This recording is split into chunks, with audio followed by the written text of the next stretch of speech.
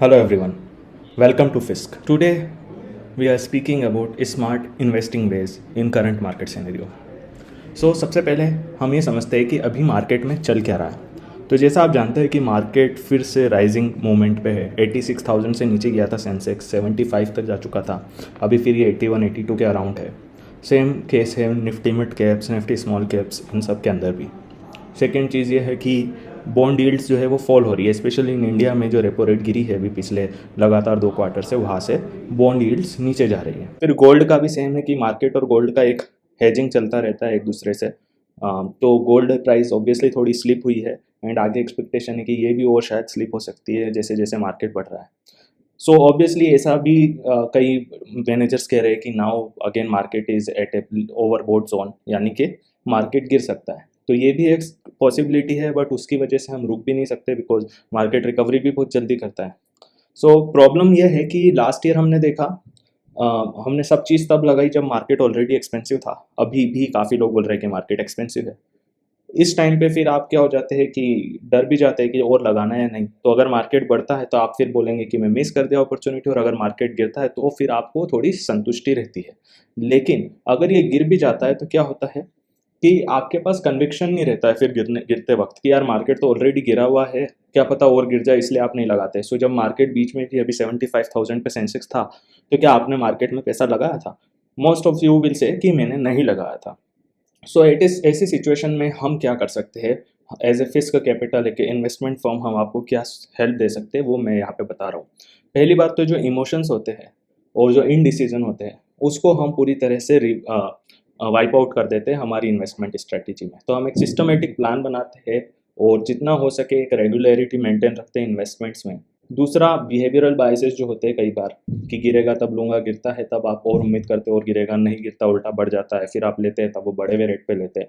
इस तरह की प्रॉब्लम ना हो, वो सारी चीज़ें हम अवॉइड कर देते हैं। अब अगर आप इन्वेस्टमेंट हर महीने करते रहेंगे तो ऑब्वियसली हाई पे भी लेंगे, लो पे भी लेंगे। तो वहाँ पे हम कैसे हेल्प करते हैं? हम बेसिकली क्या करते हैं, एक तो ऐसा नहीं है कि आपने मुझे एकदम से कुछ बड़ा अमाउंट दे दिया तो हम लोग एकदम से पूरा पैसा मार्केट में लगा देते हैं। सो हम उसको सेफ एसेट्स में रखते हैं, थोड़े लिक्विड फंड्स, डेट फंड्स, इस तरह के इंस्ट्रूमेंट में रखते हैं जब तक कि हमारा पैसा मार्केट के लिए रेडी नहीं है, मार्केट नीचे नहीं है एक सफिशिएंट लेवल पे, और उसको धीरे धीरे सिस्टमेटिकली ही हम मार्केट के अंदर इन्वेस्ट करते हैं एक प्रूवन हमारी जो अप्रोचेज है उनके हिसाब से। दूसरा यही है कि वो जो पैसा आपके पास बैठा हुआ है वो भी ऐसी जगह नहीं लगा हुआ है कि कैश में है कि पैसा बढ़ ही नहीं रहा है, या बैंक में है कि 1-2% इंटरेस्ट आ रहा है। तो जहाँ भी हमारे पास जितना टाइम है उस हिसाब से जो बेस्ट पॉसिबल रिटर्न वाले सॉल्यूशन है वहाँ पे पैसा आपका लगाते हैं, जिससे इन्फ्लेशन आपकी कम से कम वो पैसा बीट हमेशा करता रहे। क्या आप भी स्टॉक मार्केट में रेगुलर लॉसेस से परेशान हो चुके हैं? क्या आप गिरते हुए मार्केट में ये समझ नहीं पाते कि आपके शेयर को रखना चाहिए होल्ड या सेल कर देना चाहिए? अगर आपके पास ये सारी प्रॉब्लम्स आ रही है तो आप अकेले नहीं हैं। कई सारे लोग इन्वेस्टमेंट के मामले में बिना रिसर्च के किसी से भी सुनी सुनाई बातों पर इन्वेस्ट कर देते हैं। उसके बाद जब वो शेयर गिरते हैं तो उन्हें समझ में नहीं आता कि इसे सेल करे या होल्ड करे या और बाय करे, और ऐसे में वो शेयर सेल करके लॉसेस बुक करते हैं, जिससे उन्हें लॉसेस होते हैं, स्ट्रेस होता है और टाइम की बर्बादी होती है। फिस्क कैपिटल में हम आपके फाइनेंशियल गोल्स को समझकर आपके लिए कस्टमाइज्ड सॉल्यूशंस बताते हैं जो आपके गोल्स के हिसाब से आपको सही एवेन्यूज में इन्वेस्टमेंट के लिए हेल्प करता है। और क्योंकि आप आपके फाइनेंशियल गोल्स के हिसाब से इन्वेस्ट करते हैं तो आप शॉर्ट टर्म की ऊपर नीचे की गिरावट को भूलकर लॉन्ग टर्म के हिसाब से अपने इन्वेस्टमेंट्स में बने रहे। तो अगर आप भी किसी ऐसे ही सॉल्यूशन की चाह रखते हैं और आप फाइनेंशियल प्लानिंग में हेल्प चाहते हैं तो अभी हमें नीचे दिए नंबर पर व्हाट्सएप करें या फिर हमारी नीचे दी हुई लिंक पर जाकर 1-on-1 free consultation call book करें।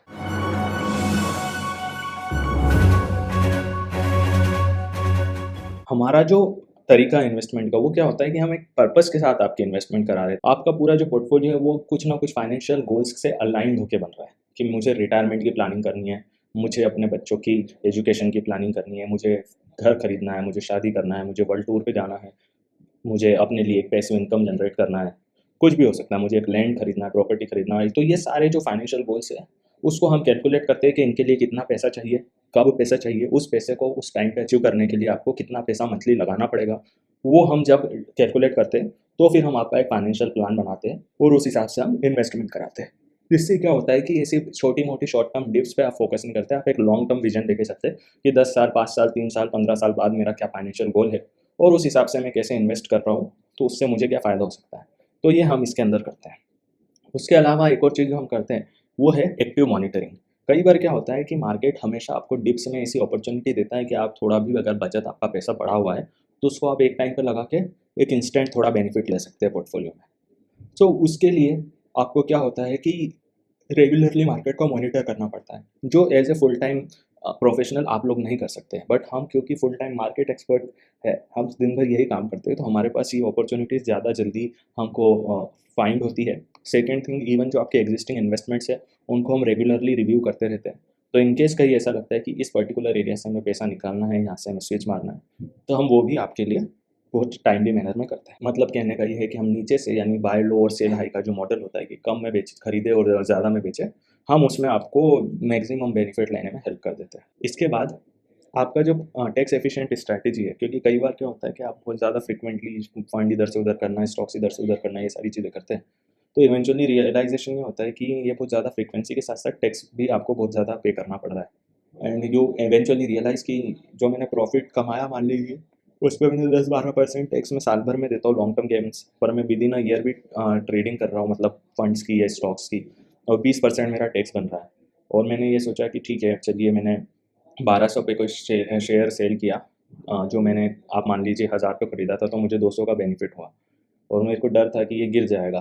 तो गिर के मान लीजिए ऐसा हुआ कि ये 200 का 1160 या 1150 हो गया जब आप वापस बाय कर रहे हैं। तो आप ये देखेंगे कि 40 रुपये तो आपने टैक्स ही दे दिया और बाकी ट्रांजैक्शन टैक्स अलग। तो 50 रुपये तक का जो डिक्लाइन है वो 1200 से 1150, उस पॉइंट के लिए तो आपको ट्रेडिंग करना ही नहीं चाहिए। अगर आपको ये लग रहा था कि 1200 का 600 आ जाएगा या 900 आ जाएगा, तो एक सोच सही थी। तो ये सारी जो चीज़ें ये एक बहुत इंपॉर्टेंट होती है, और हम ये सारी चीज़ें इंश्योर करते हैं कि हम एक बार जो फ़ंड ले रहे हैं, कम से कम 3 साल 5 साल उस फ़ंड के साथ हम बने रहें। ऐसा नहीं कि उसको बार-बार हमें चेंज करना है। हमारे अंदर जो कुछ बेनिफिट्स है जिसकी वजह से आपको हमें चुनना चाहिए, वो ये है कि एक तो हम बिहेवियरल बायरेट्स को मैनेज करते हैं आपके, कि आप हमेशा ख़राब मार्केट, जब गिरा हुआ मार्केट है, सेल में चीज़ें मिल रही नहीं ले रहे और बड़े में मार्केट में ले रहे, तो वो हम अवॉइड करवा देते हैं। सिस्टमैटिक प्लानिंग से इन्वेस्टमेंट कराते हैं, गोल ओरिएंटेड पोर्टफोलियोज बनाते हैं, फिर एक्टिव मॉनिटरिंग करते हैं, एंड फाइनली हम टैक्स एफिशिएंट आपका एग्जीक्यूशन करते हैं।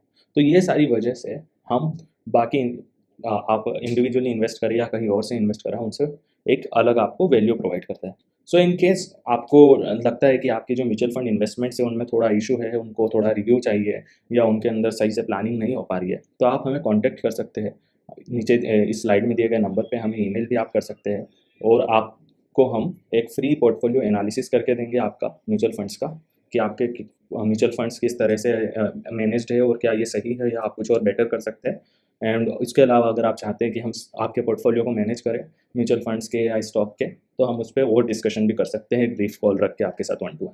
सो guys, let us know in the comment section in case you want to have more discussion on this. अगर कुछ स्पेसिफिक फंड्स आप कवर कराना चाहते हैं हमसे अराउंड म्यूचुअल फंड्स की, कौन सा म्यूचुअल फंड है, वो क्या चीज़ उसके अंदर स्पेसिफिकली यूनिक है या ऐसा कुछ, तो वो भी मैं आपको रिव्यू करके बता सकता हूँ आने वाले वीडियोज़ में।